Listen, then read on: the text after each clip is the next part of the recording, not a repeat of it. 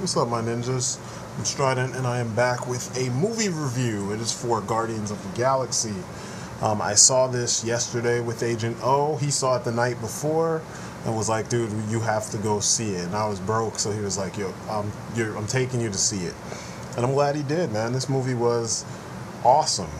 Like, on multiple levels, just awesome. It was kind of like the way blockbusters used to be, you know, back in the day when it seemed like studios gave a shit about giving you an experience that wasn't just only a marketing ploy. You know what I mean? Because there's really not that much in terms of merchandise. I mean, there is merchandise, but it's kind of the same kind of shit that you normally see from Hasbro, and then that's it, you know? So they're not going nuts with this. But the movie was fun. It was a lot of fun. It's surprising that we were able to get a fun movie with as much heart as this movie has on the scale, you know, as far as action scenes and set pieces, on the scale that we got. I mean, the movie's just freaking unique. It's got one of the best soundtracks I've ever heard in a film. The score is okay, you know, The freaking soundtrack, all the picks for the movie, oh my god. I mean, I was like humming along with each, you know, song that they played because I knew all of them, because it's all good shit from like the late 70s and most of the 80s. And it's like, man, they really did the damn thing. The movie starts with like just heartfelt kind of drama, and you know, it's not forced. You're just like, shit, this is a bad situation. And then immediately it throws you into the sci-fi, and you're like, what the fuck? And you don't really get an opportunity to you know, transition slowly from one thing to the next. And that's what I dig about it. It didn't bullshit. It didn't waste time setting up a backstory for every motherfucker that you meet, like so many other movies do, like so many of you have complained needs to be done every time a new character is introduced. Matter of fact, most characters' backstory in this, most of the main cast, their backstory is introduced or exposed to you through verbal exposition, you know, which is awesome. At times, it feels like the focal point of the film is Rocket, even though you know that Peter Quill, aka Star-Lord, is the main character. You know what I'm saying? But man, perfectly cast, perfectly acted. A lot of surprises too, you know. First time we're getting to see Thanos all the way, and it's pretty nice to see him in there, although I wish I saw him handle somebody, but you know, I know it's coming, you know, it's coming. Just so much was done right. So many risks, but so much was done right. I'd even go so far as to say I enjoyed this more than I've enjoyed Star Wars over the years. You know, when I was a kid, Star Wars was the most amazing thing, and then as I got older, I'm like, why do they overcomplicate very simple things? You know, and the new prequel films, I'm not digging those, so maybe these new ones coming out might be better, but this was instantly enjoyable. I'm going to do a little bit on the characters. Like I said, Peter Quill is the main character. He's played by Chris Pratt, and Chris Pratt was Andy on Parks and Recs. My wife and I watched the hell out of that series, and I loved him in this. At first, I was like, Andy, of all people? But then when you see him in this, it's like, wow, dude's actually a pretty decent actor. He's got the right kind of wit, and it's nice to see these one-note comic book characters given more personality, because, you know, Star-Lord in the comics is more of that Buck Rogers, oh man, what's the other guy's name? You know, he's that astronaut action hero that got flung into space from like back in the day. You know, we in the 80s and the 70s, these guys were like the shit. And actually before that, in all the pulp novels and shit. So seeing him here being kind of a goofball and kind of, he knows what he's doing to some degree, but he's got these quirks that make him goofy. It just makes him lovable, and it's quality to see that, you know. Zoe Saldana played Gamora, one of Thanos' daughters. And in this, she's not actually a daughter, you know, which is pretty similar to the plot in the comics, you know. I knew from the giddy up that she was going to end up being the love interest somewhat, you know? And I'm kind of annoyed that that's where they always take her when she's in a movie. She's always the love interest for some, you know, save all the people white guy sometimes. And it's like, and I'm not saying I have a problem with it. It's just that it's the same thing over and over. And it would be nice to sometimes see the roles reversed, you know what I'm saying? But in this film, it works. It really works, you know what I mean? I was really like, huh. And because it wasn't overdone like the old Van Damme movies like we used to talk about. It's kind of a gradual thing, but it was pretty cool. I was like, okay. For me, Rocket tends to, how do I put this? He steals the show a lot. Between him and Groot, some of the best scenes are shared between them. He's played by Bradley Cooper. Everybody already knows this stuff. I don't know why I'm even going into it. But it was awesome to see how much his face, the CG face, matched Bradley Cooper's actual face. And the amount of emotion that you get out of Rocket and then, you know, also Groot, it was just like, wow. But, yeah, this is one of those times where CG characters were just as good as the real live ones. Groot. This was another character with so much emotion in him, and he could only say 5 things. And it was kind of crazy because you're like, wow, how do they make this work? Even though this is comedy and you know that there'll be room to make this work. I don't know, they made it work, and he was pretty damn cool, you know, a pretty damn cool character. I was impressed. There were a couple action sequences with Groot that were pretty damn funny. And from the comics, I remember him being pretty smart. And in this, they played up the kind of language barrier, and they kind of made him kind of dumb, you know, like, you know, in a very, well, he's really basic, I guess I should say, you know. It's not clear how much he understands and what he doesn't understand, but he was kind of goofy, almost dumb, but at the same time, he was super lovable, and that was really awesome, you know. I don't know, I was just surprised. But the standout, the real standout has to be Batista as Drax the Destroyer. I was like, what?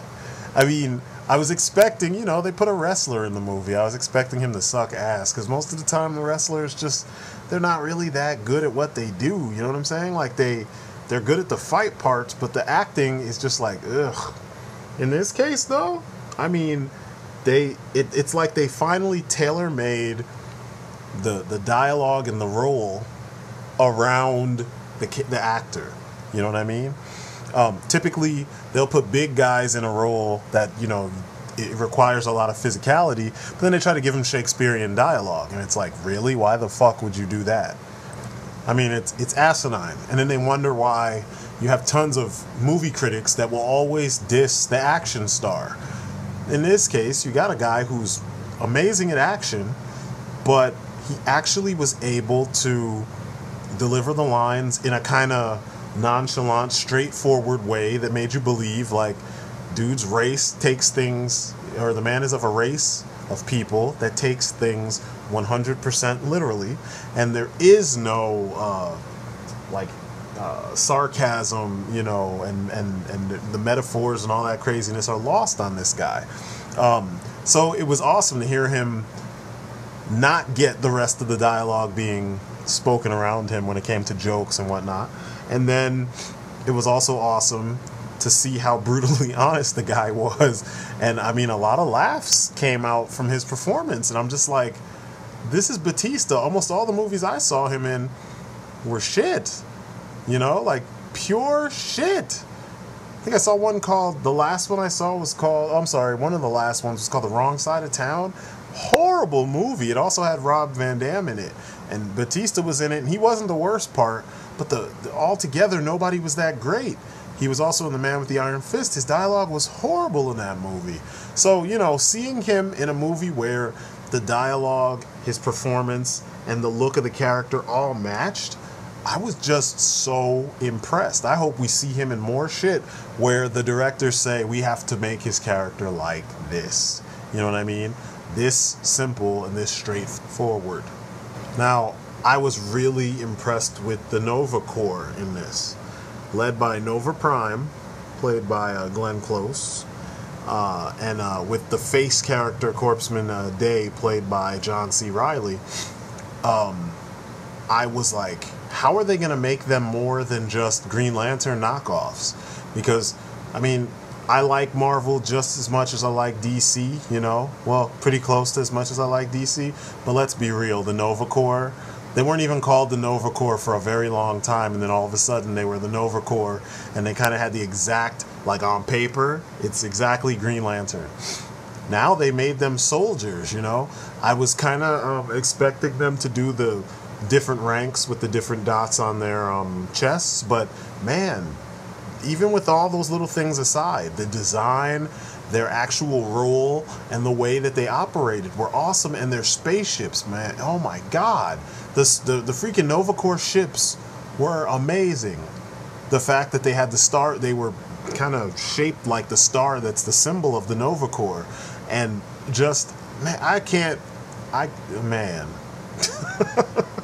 I was like a little kid in this movie, man. It was like being a little kid all over again. There was so much in this movie to geek out about that it's kind of hard to not like the film, you know? This is why I'm spending so much time talking about specific things in the movie. Ronin, or Ronin, depending on how, you know, a lot of the comic geeks like to mispronounce what you can clearly read is Ronin, you know? Ronan, but Ronin the Accuser. He was played by Lee Pace. He played Thranduil in Lord of the Rings, that really pretty elf dude with all the antlers for a crown. He was crazy. and really, really well acted. You know, I was kind of like, I mean, I know the guy's kind of a Shakespearean, you know, actor, but I was surprised at just how straightforward, psychopathic this character was. He was just fucking crazy. He just wanted genocide, and it was nice to see. I shouldn't say nice, but it was cool to see that even you know, out in space, you have these characters that will do this kind of shit. You know, he was pretty much trying to challenge Thanos, and it's like, yeah, no, that's not a good idea, because most people don't challenge Thanos because he's not a punk. Thanos will, you know, kind of handle you and then erase you, you know, because he's done it before. So it was kind of cool to see this kind of, you know, this kind of personality in this kind of a movie. This was just, man, it's just nothing bad I can say about this film. Actually, I take that back. There's one thing I could say that was negative, and this is, it's kind of indicative of most American action films, and all the Marvel movies had this problem, but not as bad as the Dark Knight trilogy in general. And it was the action scenes. A lot of times when people fought physically, hand to hand, it was all these rapid cuts, and you couldn't really, you got an idea and you know where they ended up when there were pauses, but you couldn't really see it as it was being done. You know, you couldn't see what the technique was.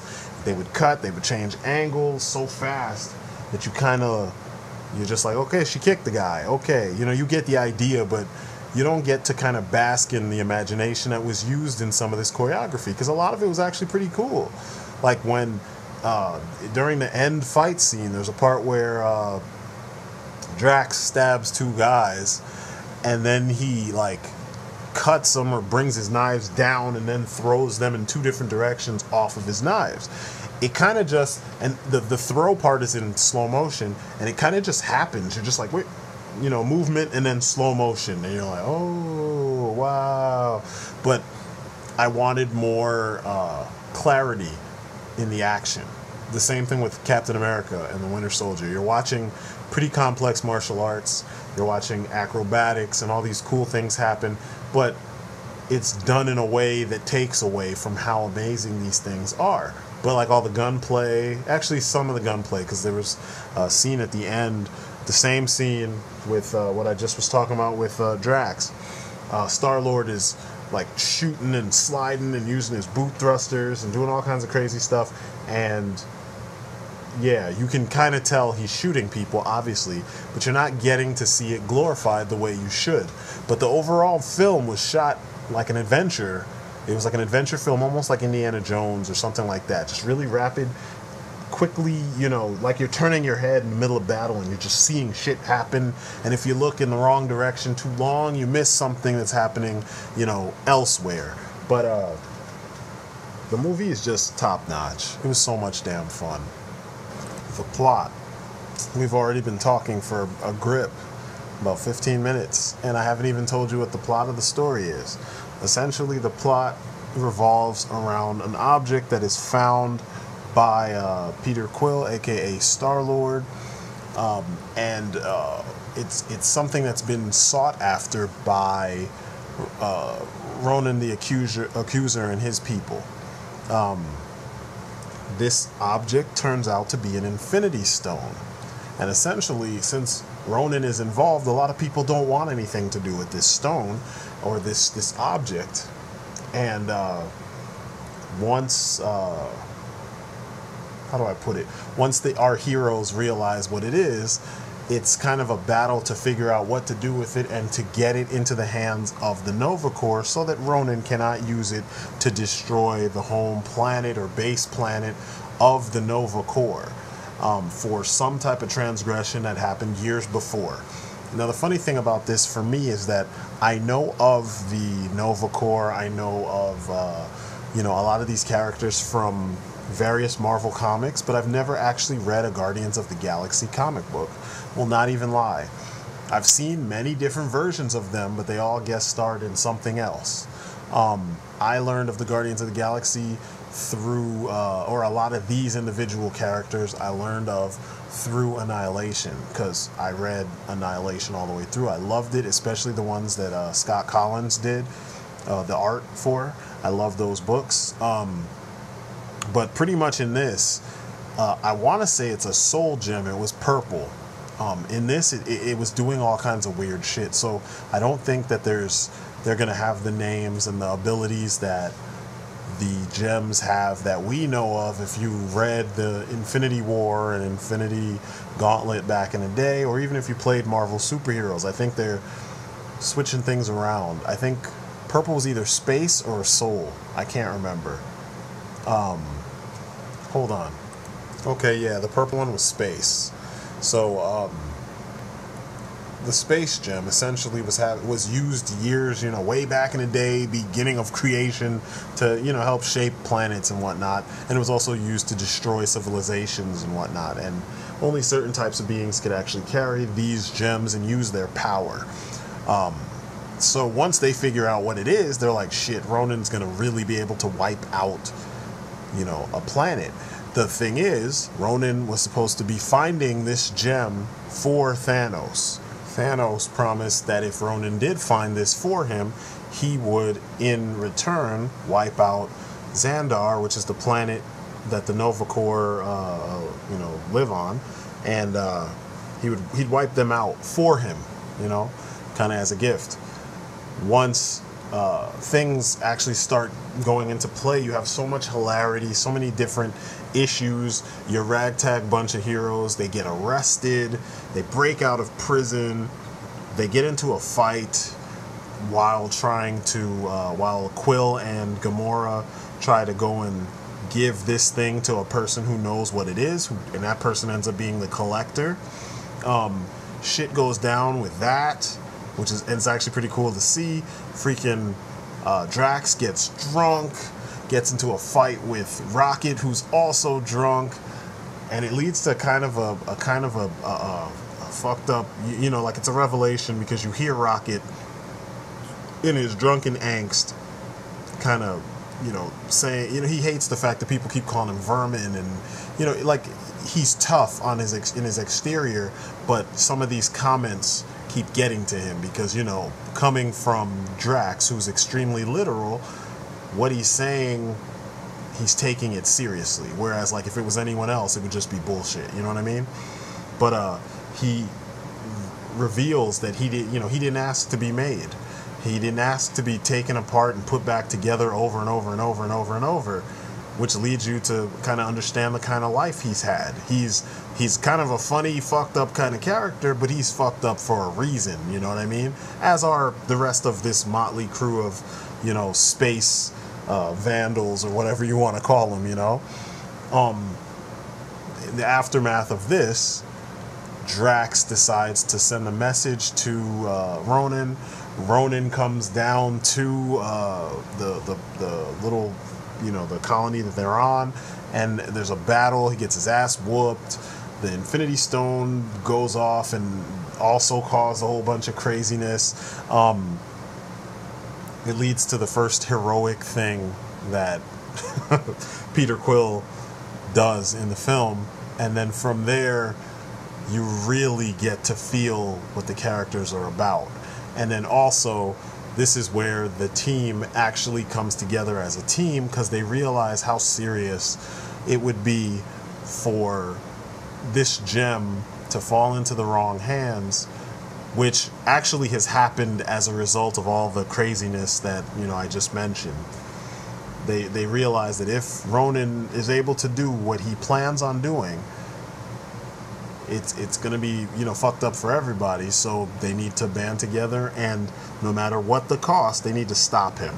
They all realize this is pretty much a suicide mission, but they do agree that because they've formed bonds with each other, you know, saving each other, fighting alongside each other, going to prison with one another. They're kind of like, you know, we've never had friends before, and you guys are the closest things we've ever had, so, you know, we're going to stick together until the end, and we're going to save the galaxy, essentially. So, you get a lot of, you know, crazy stuff, a lot of cool moments. It all leads up to this climactic battle over Xandar, the skies of Xandar, right above, you know, the Nova Corps HQ, which is huge, you know. And I guess it would have to be if it's going to house pretty much officers or corpsmen from all over the universe, you know what I mean?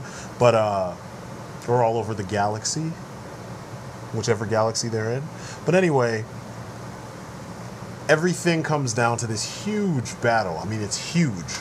There's, you know, the what do they call them again? I think the term the film used was junkers, but we would call them scavengers. It's pretty much, you know, lower level kind of,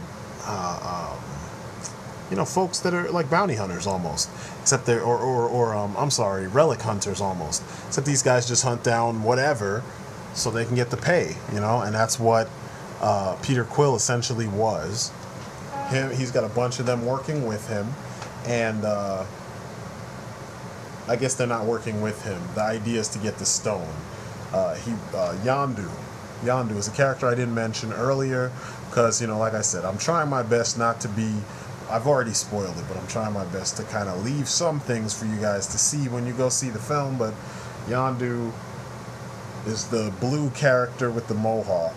If you've read the comics, you know he has this cool fish-like mohawk that goes all the way back down his back and everything. They changed it in this for some odd reason. It looks alright. I think it would have looked cooler if it was the same mohawk like what we had in the comics, but whatever. It's close. Yondu raised Star-Lord with his bunch of scallywags himself, and he feels like Star-Lord owes him. You see that he found that orb against Yondu's wishes, and he sold it, or he was gonna sell it, against Yondu's wishes also. Pretty much when shit was going down and the team lost their first big battle, Quill calls Yondu and gives him his coordinates and everything, and Yondu comes to get him because it would save his life, and by proxy the life of Gamora, who was actually in danger at the time. Anyway, they formed an alliance. They've kind of teamed up with our Guardians, and essentially it's them versus Ronan and all his people. During the fight, a message is sent to the Nova Corps, and then the Nova Corps join the fight. And essentially it's like a free-for-all almost, and everybody's fighting. Wow, it's not a free-for-all, but it's like this mass, you know, large-scale battle. Everyone's fighting Ronin and his people. He's got his flyers out there flying around fighting, corpsemen and fighting the scavengers, and it's pretty nice, and then of course he's in the middle of it. This is where you get to see those ships that I was talking about earlier for the Nova Corps shine. Not only are they fast, not only are they nimble, not only is the firepower that they pack pretty damn awesome, but they also can link up to form a shield to prevent things from getting, through them, essentially, to repel threats, which it's just really amazing imagination when you see how these things work together. It's like I said this to Agent O when we were leaving. It felt like watching a really smart kid play with his Legos and make things up on the spot that actually serve a purpose, Every single vehicle that you saw, every single weapon, all the clothes, everything form followed function, and that's what I liked. It made me happy watching that and seeing that everything had a purpose, and it wasn't like things were done just for the sake of being done because they look cool. Everything had some kind of purpose to it, You were seeing interspecies couples or interracial couples. I want to say species because, some characters were humanoid, but they were like purple. You know what I mean? And they had weird eyes and stuff like that. You were seeing all kinds of craziness. You had your obligatory Stan Lee cameo. He was trying to pick up some girl. There was so much that was just well thought out, from a situational standpoint to the design standpoint. Form followed function to the nth degree. It just was really well done. The only thing that didn't make sense design-wise is Gamora's high heels. I'm sick of that shit. Like, she's a fighter, give her boots with a flat sole and let her fight. She's gonna look sexy no matter what, because she's fucking sexy. It's easy, But besides that, you hardly even see it, and that's another reason why she should have flat soles in her shoes. But I'm a character designer, so I notice these things, But I don't know. Overall, this movie was amazing. The end climactic scene, the team is their asses get throttled by Ronin, but then at the very last minute, as they're about to get killed, Rocket crashes through Ronin's ship into the area where Ronin is standing about to smite the rest of the team, and pretty much just crash lands his ship right into him. Then the ship starts coming down around them, and Groot grows into like a ball of sticks or twigs or whatever you want to call it, of tree, to save them.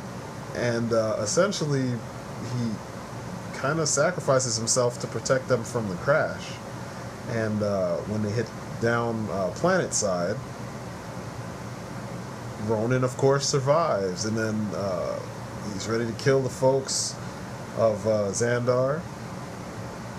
Of course, Peter Quill gets back up, and in some kind of classic, movie Peter Quill fashion, he challenges Ronin to a dance-off. It's fucking hilarious, man. And there's a song playing on the ship that crashed, because they had crashed the Milano, which is Peter Quill's ship, into Ronin's ship. That's how they got on board. So when Ronin's ship crashed and everything got fucked up, I guess the tape recorder went off and was playing a song. God, what was the song? Why is it I can't remember? I can't remember the name of the song, but it was awesome to hear him sing and see him dancing and whatnot. Things Are Gonna Get Easier, I think that's what it's called. I know that's the hook. God, I'm bad with this shit. It's been a long time since I've even looked at that, and I have that record. But anyway, it was awesome. Essentially, they figure out a way to get the Rocket figures out a way to get the Infinity Gem away from Ronin. he shoots. Ronan had put the Infinity Gem in his hammer. Rocket shoots the hammer. The Infinity Gem comes out of it. Quill jumps up and grabs it, and then he holds on to it, and he's trying to harness the power so that he can protect the people and use it against Ronan. He starts to die. Gamora stretches out her hand and is like, take my hand. Peter is so close to death that he sees his his long lost, long since passed mother. She dies, which is the heartfelt scene that you see in the very beginning of the film. She died when he was a kid. That's the significance of his Walkman. And I apologize for telling you this kind of out of sequence, but there's so much to talk about. Hey, I like to keep this stuff real, so this is how it's coming out. But he grabs her hand, his mother's hand, and then you realize that it's actually Gamora. So the two of them are kind of sharing the load of the power of the Infinity Gem. Then the others all grab a hold of him, and then together they're able to harness the power of the Infinity Gem, and then they fry Ronan. Like completely blow his ass up, and it's done.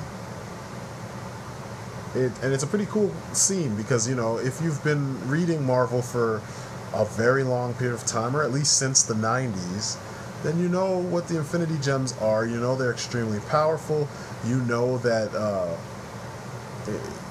they're just no joke, So to see someone actually using them, or one of them, in one of the films, it's pretty damn awesome. Granted, each of them have a different use, It's awesome to see Marvel taking advantage of something that could lead to a pretty epic story, And I already see it, Once Thanos gets a hold of all the Infinity Gems, we're gonna have a pretty epic fight, Pretty epic film. But essentially the Guardians have earned their name by this point. There's one last deal made with Yondu. Apparently Yondu was told he would get the orb with the Infinity Gem in it once this is all done. And even though Peter Quill and Gamora both are trying to tell him that it's the worst thing that you can do is to sell that to some random fool that can't control it, he still insists that he gets it. He gets it. Well, he gets something. He doesn't necessarily get it. You find out that Quill, upon giving that to Yondu, he switches what was inside the orb for something else, which is pretty awesome. And then they give the orb to the Nova Corps, where the Nova Corps can keep, watch over it. And they lock it up somewhere, and, Nova Corps, I think it fast forwards several years, so you get to see, Xandar is rebuilt. Essentially all of I keep saying essentially, but straight up, the team is acquitted of all their crimes. Their criminal past is expunged. The Milano is rebuilt. You find out that Peter Quill is half alien, and the team pretty much gets back together and is, under Quill. Quill is like, I'm going to look after these guys, and then they leave. The cool thing is, Corpseman Day explains to Star-Lord that earlier during the end battle, they saved people on Xandar, and some of the people on Xandar would include Corpseman Day's family. And just the simple fact that you have a Nova Corps member who has a family and actually had their family saved not by him but by the main characters, and you saw it happening, and there was no indication that these characters had anything to do with anyone else in the film until the reveal, towards the end of the movie. It's pretty awesome that they did that, because that lets you know that it's not just, these buff, cute girls and handsome dudes and, you know, powerful looking characters that can save, you know, that save the world and do whatever and are only capable, because Corpsman Day does not look like your typical superhero. Then again, this movie was not typical at all, you know. But essentially the heroes fly off after that, the movie's done, and then, you know, you have your end credits scene, which is during the explosion in the collector's building. All of his different enclosures were destroyed, so everything he had collected, especially the living specimens, they got out. And Cosmo, who is a member of the Guardians of the Galaxy, I know him from one of the books that I did read, or that I thumbed through years ago. He's licking the collector, and you hear a voice say, "Why are you gonna let him lick you like that?" And then it moves over, the camera pans over, and you see Howard the fucking Duck. I was like, what? Howard the Duck? And he looked really like he had been through some shit. But it was funny, you know? And I think it's awesome to see Marvel put so many of their characters on screen in one film, you know? To allow for that to happen, you know? It's just, I don't know, the movie is just well done. Kudos to Marvel. DC they've got their work cut out for them, you know. Like I said, I don't give a shit about their cinematic universe anymore. I did until the concept of Superman versus Batman Dawn of Justice. And then the more I heard about that, I'm just like, fuck it, I don't care. Marvel, I want them to get the rights back to every single character that they sold the rights to other studios, so they can make all that shit right. They've found a formula that works. I'm amazed that thus far, the two worst movies they've done were both Iron Man movies. You know what I mean? Like, that's crazy. Freaking Iron Man 2, Iron Man 3. Iron Man 3 was better than 2. It was more enjoyable overall, you know, as a film, but it was still all together. And then here we are. There's another film where they just knocked it out of the park. And, you know, bad for Marvel films is still good for films in general. So, you know, even though in comparison the Iron Man movies, the 2 and 3 are weak, they're still really, you know, they're enjoyable to some degree. I sat through them. I didn't feel like leaving. You know what I'm saying? So I got to give them props. Marvel is doing the damn thing. This was such an enjoyable romp. I'm glad that they made this flick, and, you know, you could see this being a classic in the years to come. You know, one of those, you know, you find on DVD or whatever we have in the future, or Blu-ray. You know, while you're thumbing through movies at the freaking you know, video whatever, your local video whatever, if we even have those in a couple years. And you come across this, or you're going to freaking Walmart, you're looking through the video section, or Target, looking through the video section, or DVD, whatever, and you see this, and you're like, oh shit, I remember this. Like, let's get in and watch it. You know, it's one of those films that I can see having that kind of timeless appeal, and you don't have to be a fan of the Marvel Universe only in order to enjoy this film. You know, it's just an enjoyable film. So props to James Gunn, props to Marvel. That's my review. It's awesome. That's my story, and I'm sticking to it. I will catch you on the next review. Go see this movie. Peace outside.